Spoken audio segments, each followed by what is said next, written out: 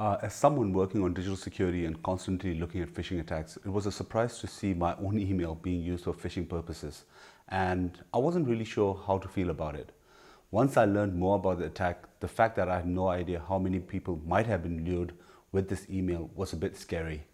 And also, in some ways, how something that was meant for people to access information for Tibetans inside Tibet and to be repurposed by the Chinese government to spy on them made me angry. It also made me realize the truth that Tibetans are targeted as a community and our response had to be community-led.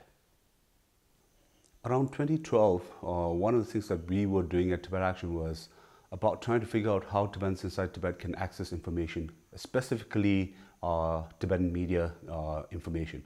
So as we all know, Voice of Tibet, Voice of America, Radio Free Asia, all of those are blocked inside Tibet and Tibetans don't have access to it.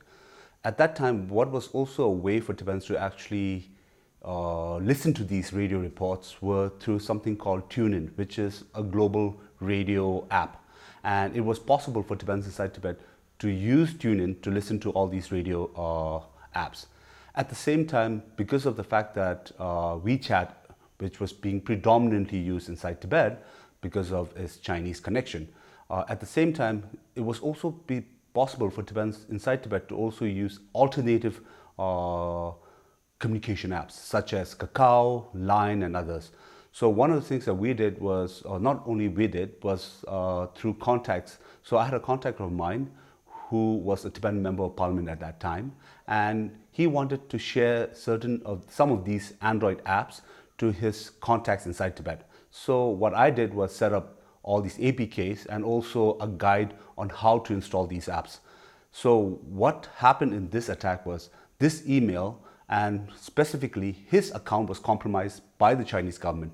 And when his account was compromised, all these emails were repurposed and all these apps were repackaged so that they had extra permission. So these apps, if somebody had installed these repackaged apps, would have been used to spy on someone.